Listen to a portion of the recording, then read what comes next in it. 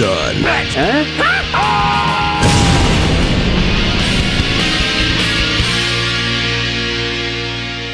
Hello, I'm the Nostalgia Critic. I remember it so you don't have to. And welcome to another edition of Old vs. New.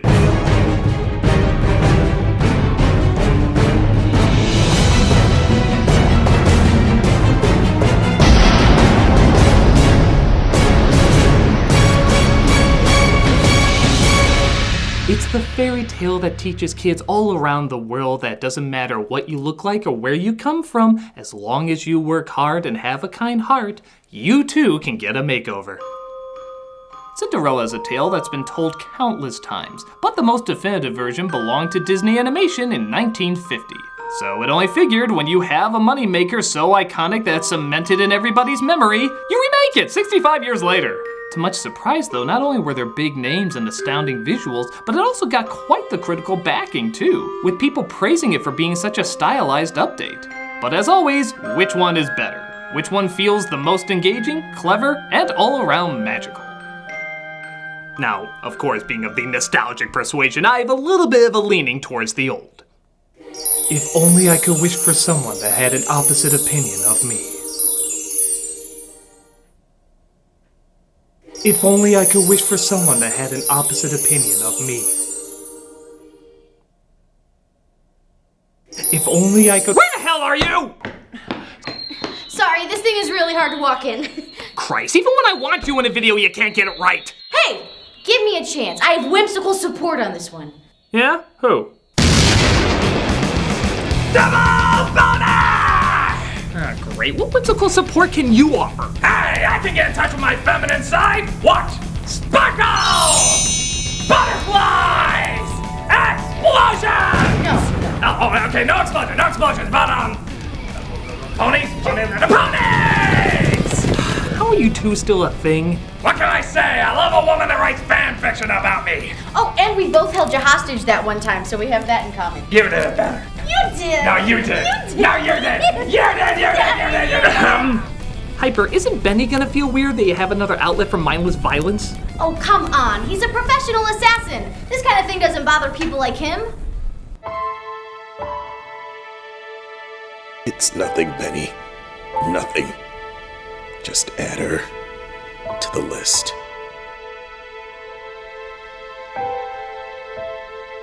Okay, are you gonna debate me on these Cinderella movies or not? There is no debate. The new one is better. If for no other reason than the lead actress had to lose 2 ribs to fit into that dress. But it's so sexist and bland. The original is sexist and bland. You just like it because there's more flashy sparkles to play your inner 5-year-old. You're a flaky, flailing, flashy-holic. What did you call her? Honey, I'm gonna do the crossover. Why don't you go start a war with a random country? Oh, I get to use my random war generator. Jamaica it is! So, Hyper, are you ready to be proven wrong once again? The day you start being right. Let's do Cinderella Old vs. New.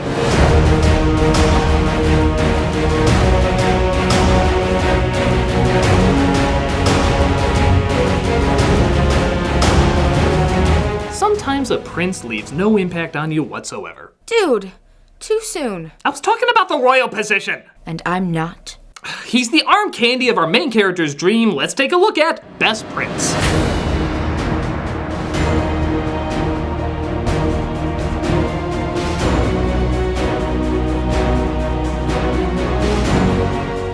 While a lot of people give flack to some Disney princesses for not having enough character, people forget the princes often weren't even given time to have character. Snow White, Sleeping Beauty, and yes, Cinderella all have princes with only a handful of lines.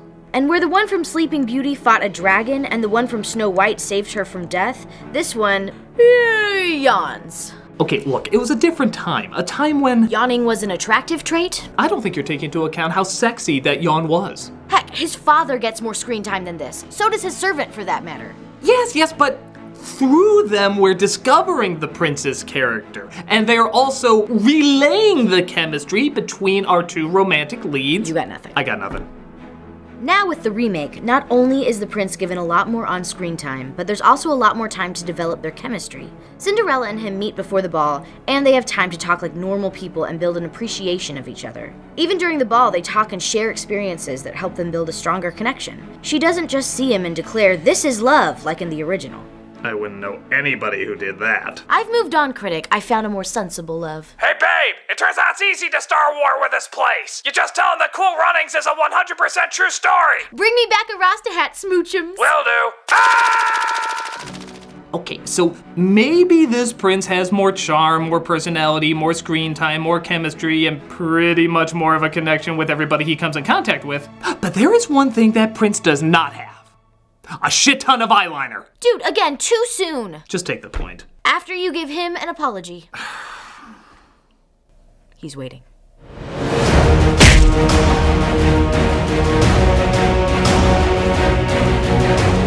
Disney has always created the greatest villains. And what's scarier than a middle-aged woman who's obsessed with housework? Virtually anything. This is Best Villain.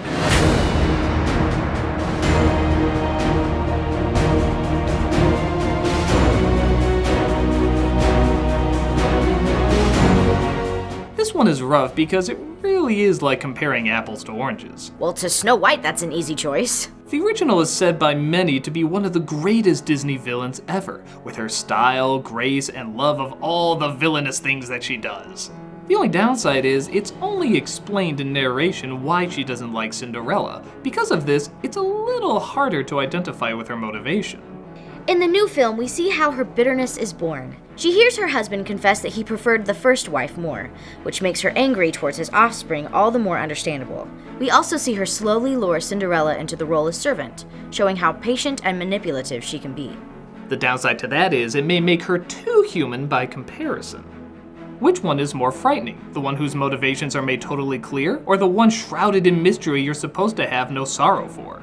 The original is so slimy and hateful, there's virtually no good in her at all. While the new one is so fragile and relatable that you can see the tragedy play out in every mean-spirited move that she makes. The original acts like someone who's in control, while the remake acts like someone who wants to be in control. I guess it's kind of like comparing Zuko with Frollo. Boy, one of them needs a breakfast cereal. One is sympathetic while the other is pure evil, both still coming off as complex and interesting. So how do we really judge which one is best? Well, I guess whichever one scares us the most is the most intimidating. Well, I guess that speech that the new one made in the dark is creepy in its own right. But the new one has the mind of a sociopath, which is very psychologically terrifying. But the new one has a more developed past, allowing her to... Okay, she wins! God, that look is scary. Some people just can't handle a good old-fashioned death glare. Ah! You whore! Remember, I can point just as hard as you. Yeah, we seem to have unbelievable power with this, don't we?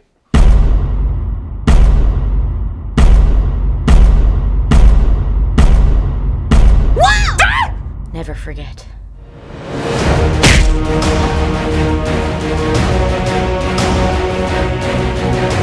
Hey, Hyper, by any chance are you of Indian descent? No, why?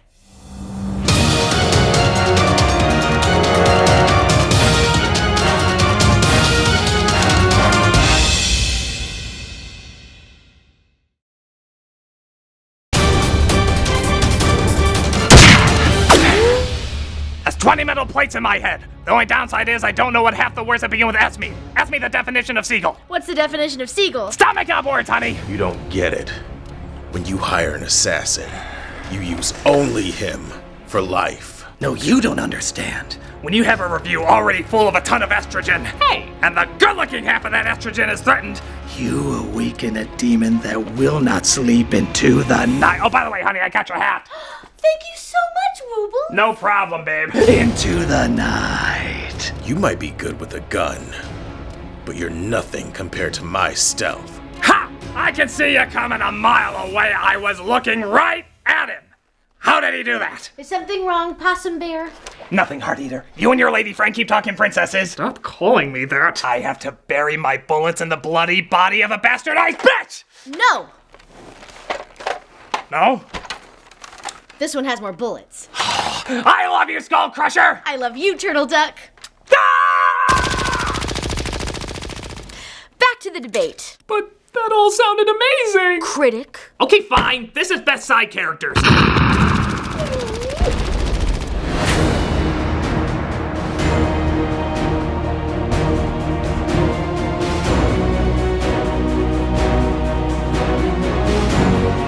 Though everyone remembers the talking mice in the original, they're very scaled down in the remake, to the point where they don't even speak. A different tone, to say the least, but everybody loves the singing mice and their Leave the sewing to the women. slightly sexist lines. Hey, Stallone knitted a sweater! But come on, who could forget Lucifer the cat, or the horse, or the dog, the king and servants, the stepsisters? These are characters we all remember. Yes, you remember them because there's a ton of time devoted to them. Too much time. In the remake, the supporting cast stays exactly that, supportive. In the original, they hijack the movie on several occasions. While they're cute and all, they take time away from the more important elements, like the prince and the chemistry that's supposed to build between him and Cinderella.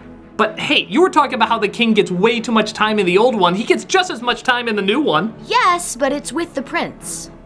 Every scene with him is helping develop the prince's character even more, establishing his responsibilities, his goals, and his connection with his father.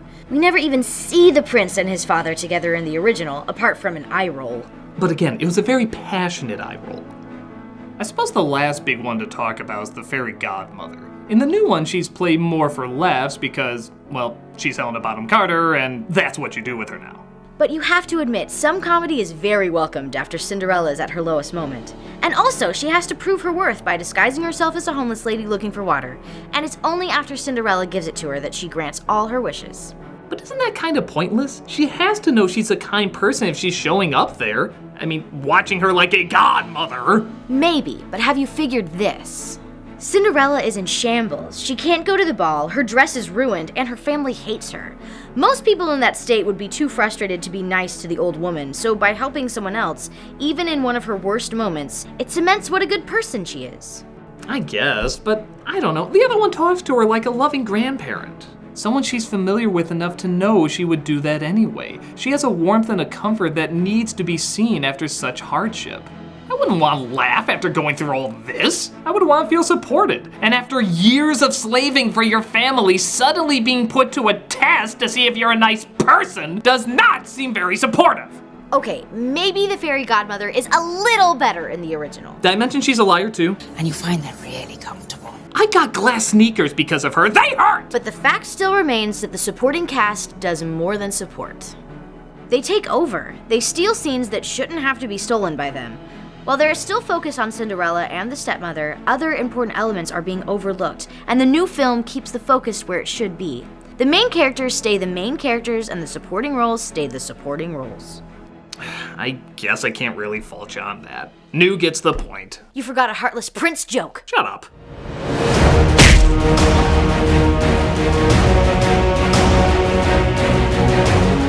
But as simple as a story is, there's always room to muck it up. Trust me, Disney's done it before. This is which one mucked it up less.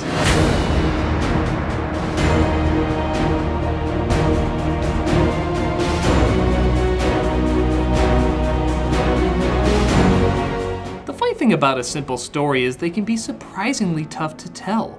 You want to connect with the characters in a relatable setup, but even in an hour and a half, you have to know what to expand on and what to keep limited. Like said before, the first film expands too much on the side characters and not enough on some of the main ones. But in the new film's case, the attempts to add more detail can help some scenes but seriously damage others. For example, when Cinderella is not allowed to sit at the table with the others, it's when she realizes she's truly not a part of the family, causing her to finally break down. This is a powerful scene and all, but it then ruins the moment when her dress is destroyed. Or slightly ripped. Yeah, that's a gut-wrenching moment. But even if they did it like the original, it wouldn't work because we got the breakdown earlier. Because of this, the arrival of the fairy godmother is not as powerful. In the animated one, it's by far her lowest moment because they knew to save it. Thus, you feel more emotion for her and even more relief when the fairy godmother arrives. But the story does allow for other emotional moments that weren't in the first. The king, for example, is given a lot of time with his son, and when he passes away, it's a legitimately sad moment. The ways they allow Cinderella and the prince to meet before the ball are also very clever, giving them more time to form a connection. The problem with that is, every single time she leaves the house, it makes for a slightly less magical night when she goes to the ball. Cinderella goes to the town and quite a few other places several times in the new one, which is fine, but in the original, everything she does is in that one location. It's a nice location, so it's not visually dull, but that's all you ever see. The story is very clever in keeping her there, as not only does it emphasize the feeling of being imprisoned, but also the freedom when she does leave and enters this heavenly dream-like castle. Therefore, we're more sucked into the experience because, like her, it's our first time seeing it. Yeah, but all the wasted time with the side characters. Yeah, but all the time wasted on the unneeded exposition. But everything in the original is so obvious. And this one isn't? Gee, I wonder what the message was again. Have courage and be kind. Have courage and be kind. Have courage and be kind. Have courage and be kind. Be kind. And have courage. Fine, I guess there's both good things and bad things about them. Yeah, I guess it just depends if you're looking for more mystery or more explanation. So, what do we do in this case? Can there be a tie? A tie? That's for pussies who don't believe some animals more equal than others. There's pros and cons to both. I don't think we're gonna find one that's better than the other. Okay, I guess we can have a tie. But I'm not gonna let this choice demean my masculinity, nor anything else in the rest of this video.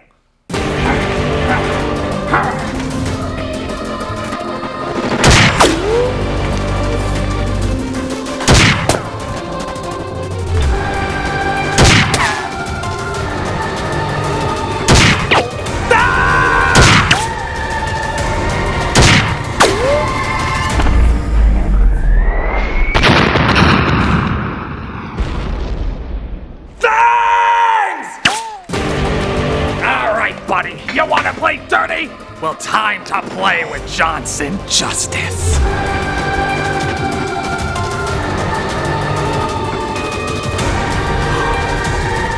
Holy mother of God. God knows we've talked about pretty much everything you can talk about, but there is one last element to discuss. The most important element of the movie, the main character. This is the best Cinderella.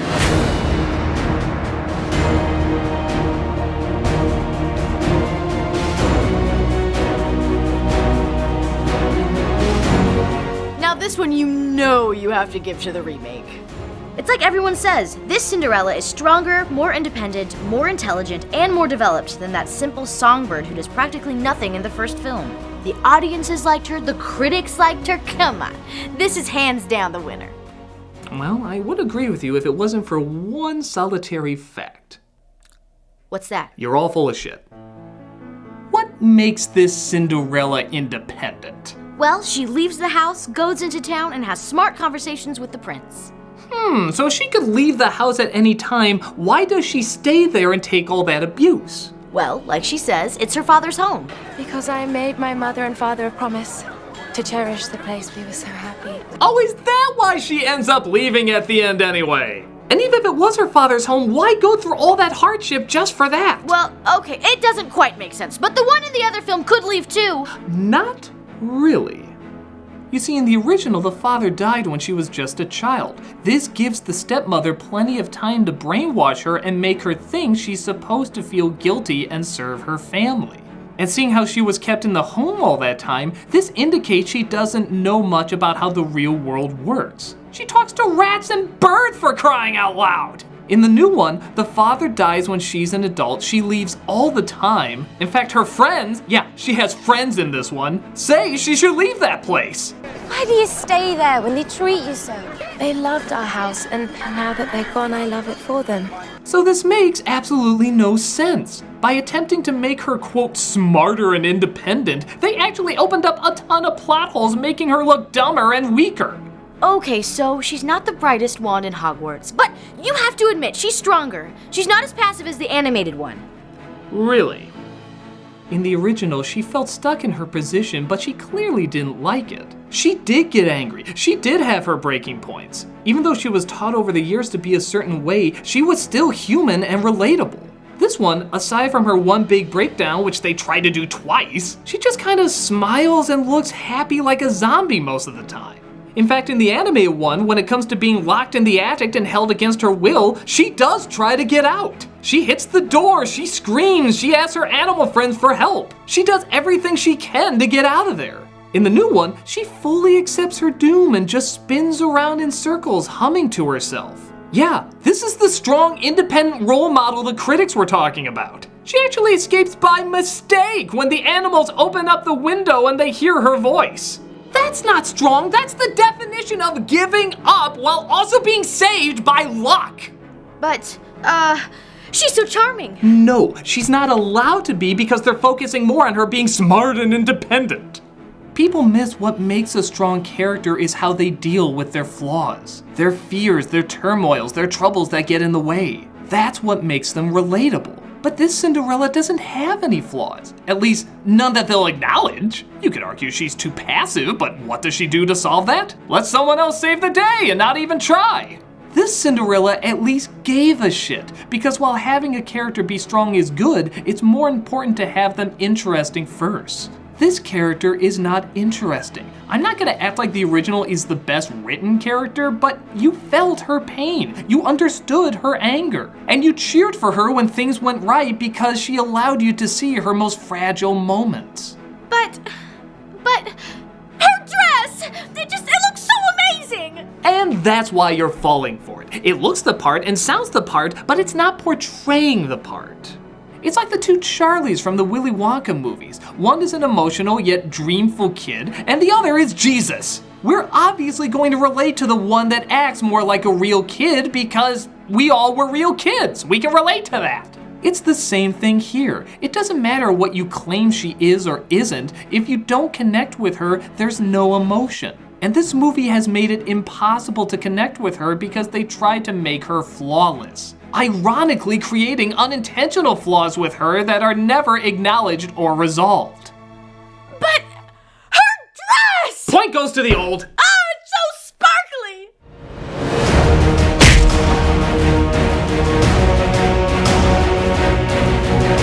So, with everything wrapped up, let's see who the winner is. Another tie? What the hell, man? We can't end like this! Yeah, we need to find the best Cinderella movie! Aha! Didn't expect old Johnson Justice, did ya? Now open your mouth. I'm gonna give you the finishing blow. Honey Raisin, can you help us settle a dispute? Oh, this still your little book club going on? I swear to God. We're trying to decide what's the better Cinderella film, the original or the remake. Really? You're asking me this right now? Answer the question. Cartoon or remake? Yeah! The cartoon or the remake? Ever After. The Drew Barrymore movie? Yeah, I mean, there's nothing wrong with it. It's cool, it's smart, it's got sword fighting, Morticia Addams as the stepmother. Hell, even Cinderella does a little fighting. Yeah, there's no magic, but I hate that shit. I got Johnson Justice. Now if you'll excuse me, I'm gonna finish what I start. Damn it, how does he keep doing that? Benny, what's your favorite Cinderella movie? Ever After. What? The writing is clever, the characters are interesting, the villain is fun, and there's just enough changes to keep it fresh but still stay true to the heart of the story. Actually, the more I think about it, it is a really good Cinderella story. Yeah, like, really good. Cinderella is strong but interesting. The villain is evil but also intriguing. There's plenty of action and adventure. But good romance and dress porn. We should just pick that one. Are we allowed? Yeah, why not? I mean, I think everybody can agree the two Cinderella movies have pros and cons and everyone's just gonna kinda like the version they like. But Ever After is clearly better. Yeah, let's do it. Let's give it to Ever After. You got it. The best Cinderella movie is Ever After. Because it's my show and I can do whatever the goddamn hell I want.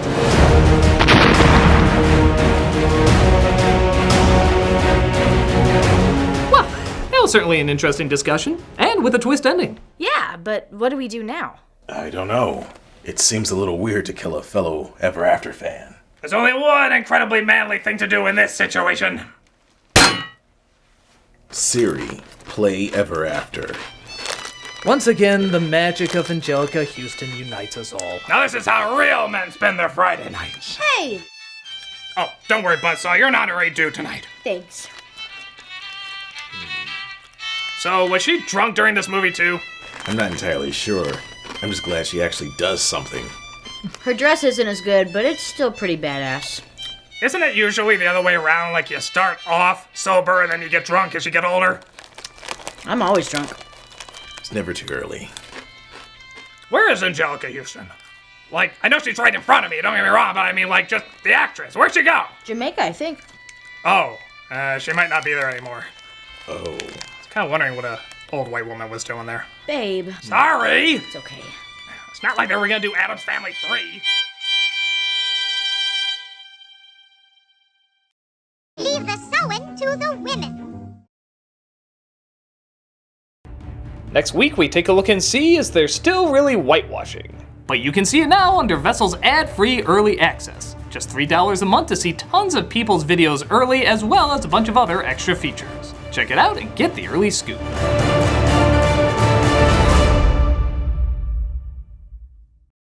Hey, Doug Walker here doing the charity shout out. Today we are doing Big Cat Rescue. Big Cat Rescue's mission is to provide the best home they can for cats in their care, as well as end the abuse of big cats in captivity and prevent their extinction. They have many species of cats, many of whom are threatened, endangered, or extinct now in the wild. These cats are here for a variety of reasons, including abandoned by owners who wrongfully thought they would make good pets, abused by owners in order to force them to perform, saved from being slaughtered to make fur coats, or even just rescued as babies after hunters killed their mothers. With your help, you can see these animals live the proud lives that they deserve. Go to their website or especially check out their YouTube channel to see all the incredible videos of how amazing, beautiful, and just downright cute these creatures are. Come on, how can you say no to these guys? Go to their site and check them out in all their cuteness today.